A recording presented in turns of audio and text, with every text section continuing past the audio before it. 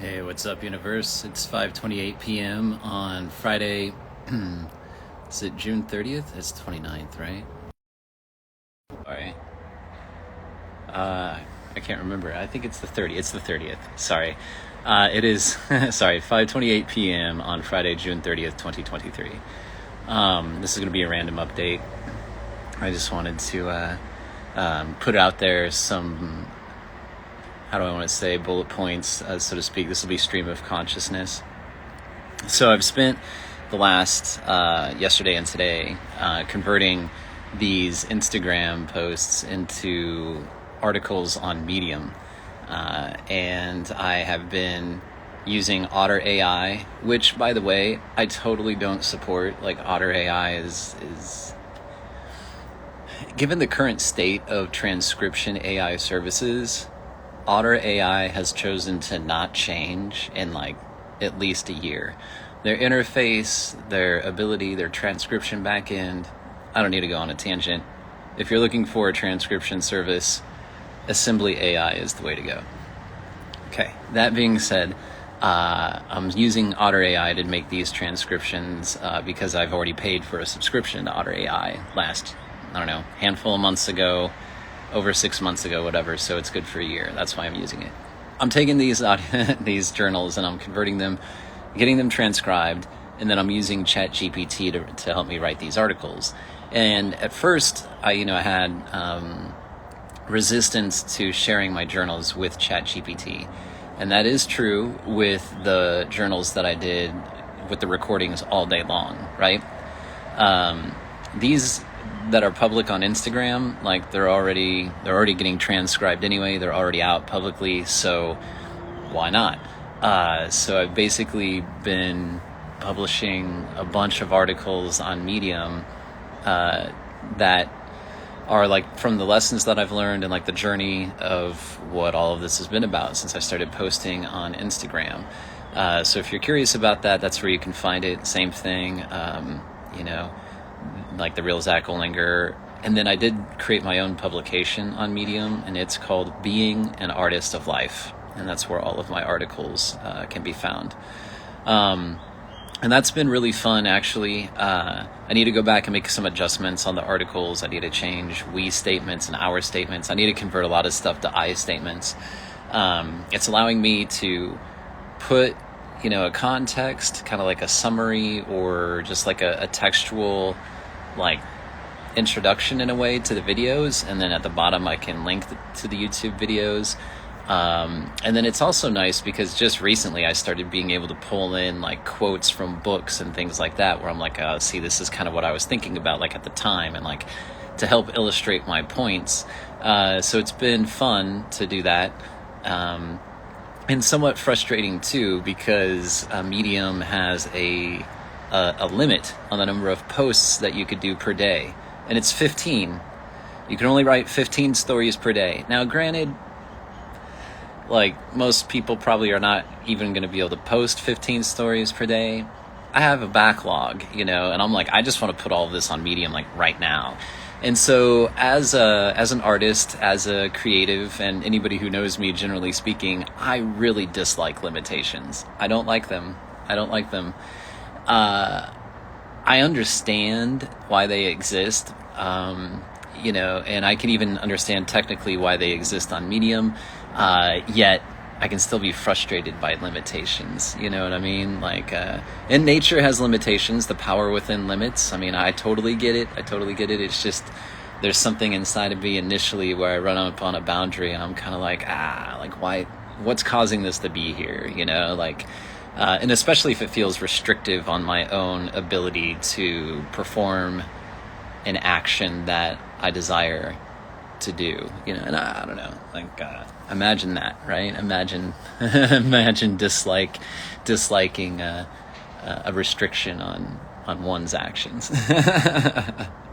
But regardless, that's been fun, and I'm grateful for the platform. And then let's see. Oh, one thing I did just kind of want to mention, because I've been thinking about this too. I know I mentioned it before in like some other video, because I know, going back through all of these videos and doing these articles, I'll be able to kind of reflect and touch back on what I've said in previous videos. And I've mentioned before, like, missing Reese. And what I've been missing over the last few days is, like, the connection. Reese is definitely the face of the type of connection that I deeply appreciate, right? The way that Reese loved me was amazing, and I appreciated it. And there were things that were never going to quite work, you know, circumstances and such, or location and other things, you know. And then, like, I don't know who she is now. And I am quite open and aware that each of us had an identity that formed our relationship, and then post that, like, the two of us have very likely changed and grown dramatically. And so with these two versions of ourselves, even how would we even engage, and how well would we like each other? I don't know. It's a question. So I'm putting all that out there just to state that I know that I said that I'm missing Reese, and at the same time, if I'm going to be truly honest, Reese is the face of what it is that I miss. It's the connection. It's having a person. It's having somebody that gets me. It's that kind of thing, right?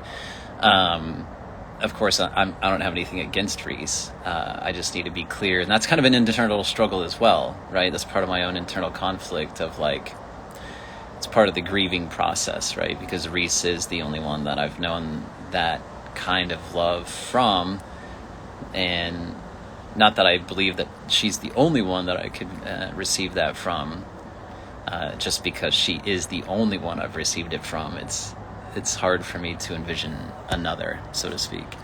And in that regard too, I know I've mentioned, like, I have to be honest about my own self. While I'm missing that connection, there's a whole lot of things about me and, like, my own needs that can make that kind of connection a little bit, you know, maybe challenging, and around needing my own space, and, like, what do I truly want? Like, I really do enjoy having my own space. I don't enjoy the idea of living with anybody else, you know what I mean? So, like, there's paradoxes, right?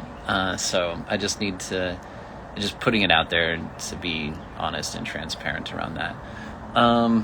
Let's see, it seemed like there was probably some other stuff. Oh, I will say, yes, this is super interesting. So going through the journals and putting them on Medium, I've got, like, all of these MP4 video files, MP3 files, and these text files of the transcriptions, you know. So I've had to create, like, this workflow around, like, organizing the data and, like, knowing what I'm working with and what's what, where is what, you know, where is it, all this kind of stuff. So part of that organization process is I started creating a folder for the articles that has, like, the date, and then, like, the day, for some reason, like, the day of the journey, right? So April 14th, 2023 was when I posted my very first Instagram video about starting this journey. Now, I had Instagram posts prior to that, but April 14th, 2023 was the day that I set an intention to start sharing vulnerably. So that's kind of like the genesis point, right? Okay, so, like, that's day one. So as I'm going through in this folder, I'm, like, noting down these different things, and some days, like, sometimes I'll mix a couple of days into one post. So, like, the folder will be, like, you know, these dates and, like, these days, right? Well, anyway, what I noticed was that the day that I moved into the house here was May 12th, which is, if I remember correctly, I believe 28 days. I believe it's 28 days, yeah, after April 14th. And I'm pretty sure. So anyway, you know, you divide 28 by 4, and that's 7. And so, like, that goes into, you remember I was like, I'm looking for ways to tie in the number and the philosophy of the number into what I'm experiencing in real life.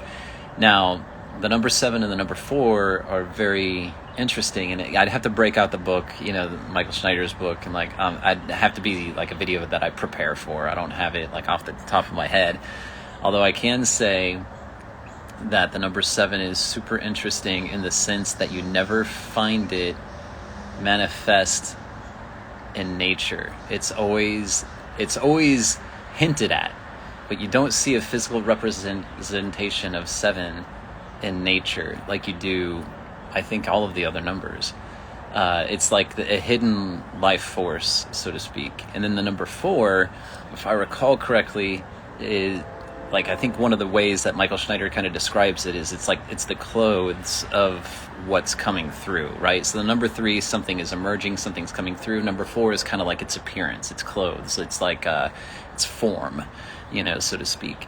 And so I find that interesting about the house, is all I'm trying to say. And so I haven't gone back and looked at like the other numbers, like what happened on day 21, so to speak, so in the context of 7.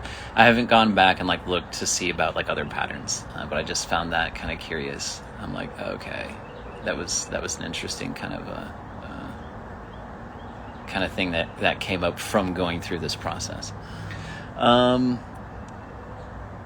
Yeah, I don't know if I got too much else right at the moment.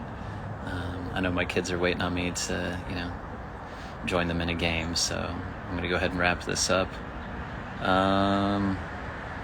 Yeah, I'm sure I know there's other stuff, so I'll save that for another time because it's lost on me at the moment.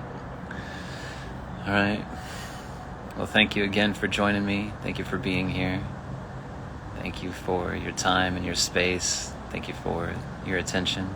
Thank you for our relationship. All right, I love you guys. All right, I'll talk to you later.